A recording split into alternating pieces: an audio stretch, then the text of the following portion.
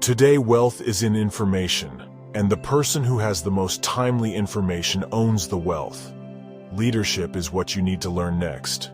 The poor and the middle class work for money. The rich have money work for them. There is always risk, so learn to manage risk instead of avoiding it. It is not much different from a person who goes to the gym to exercise on a regular basis versus someone who sits on the couch watching television.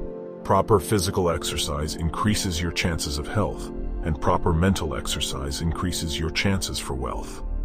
Laziness decreases both health and wealth. They get up every day and go work for money, not taking the time to ask the question, is there another way? In today's fast-changing world, it's not so much what you know anymore that counts, because often what you know is old. It is how fast you learn. JOB is an acronym for just over broke. In school we learn that mistakes are bad, and we are punished for making them. Yet if you look at the way humans are designed to learn, we learn by making mistakes. We learn to walk by falling down.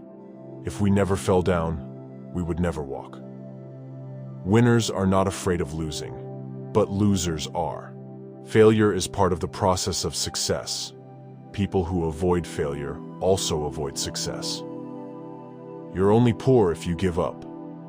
The most important thing is that you did something. Most people only talk and dream of getting rich.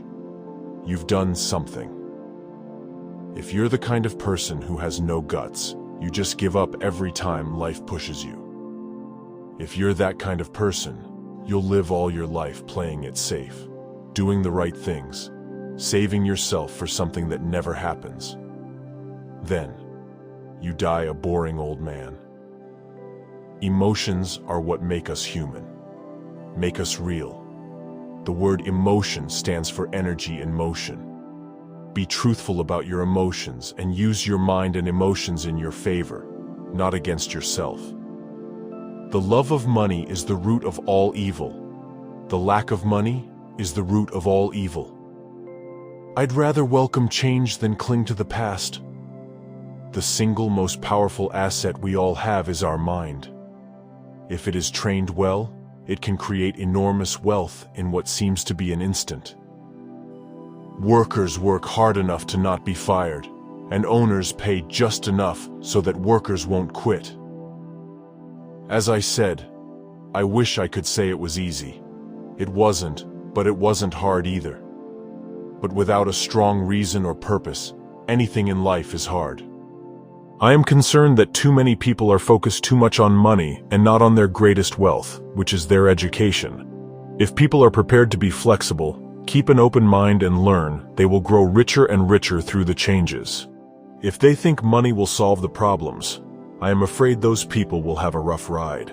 Intelligence solves problems and produces money. Money without financial intelligence is money soon gone. Whenever you feel short or in need of something, give what you want first and it will come back in buckets. That is true for money, a smile, love, friendship. I know it is often the last thing a person may want to do, but it has always worked for me. I just trust that the principle of reciprocity is true and I give what I want. It is said that the fear of public speaking is a fear greater than death for most people. According to psychiatrists, the fear of public speaking is caused by the fear of ostracism, the fear of standing out, the fear of criticism, the fear of ridicule, the fear of being an outcast. The fear of being different prevents most people from seeking new ways to solve their problems. I find so many people struggling, often working harder, simply because they cling to old ideas. They want things to be the way they were. They resist change.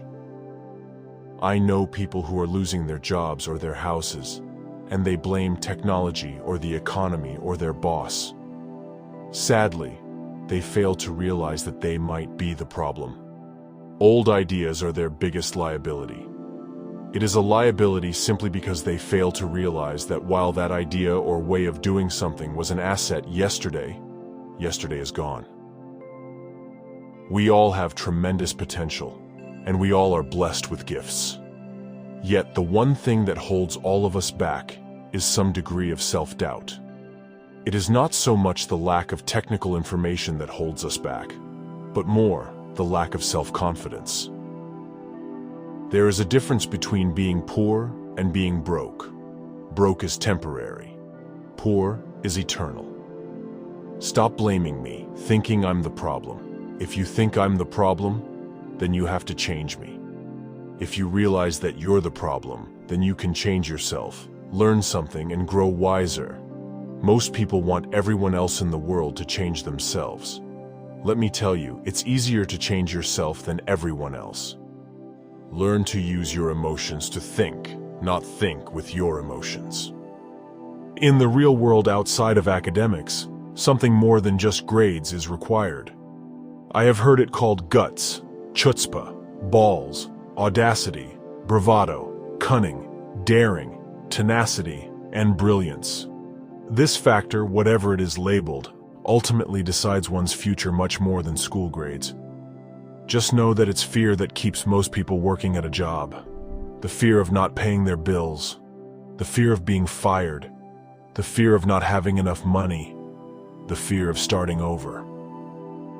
That's the price of studying to learn a profession or trade and then working for money. Most people become a slave to money and then get angry at their boss. Excessive fear and self-doubt that were the greatest detractors of personal genius. Most people fail to realize that in life, it's not how much money you make, it's how much money you keep. I can't afford it shut down your brain. It didn't have to think anymore. Besides, it also brings up sadness, a helplessness that leads to despondency and often depression. How can I afford it? Opened up the brain, forced it to think and search for answers. It also opens up possibilities, excitement, and dreams, and created a stronger mind and dynamic spirit.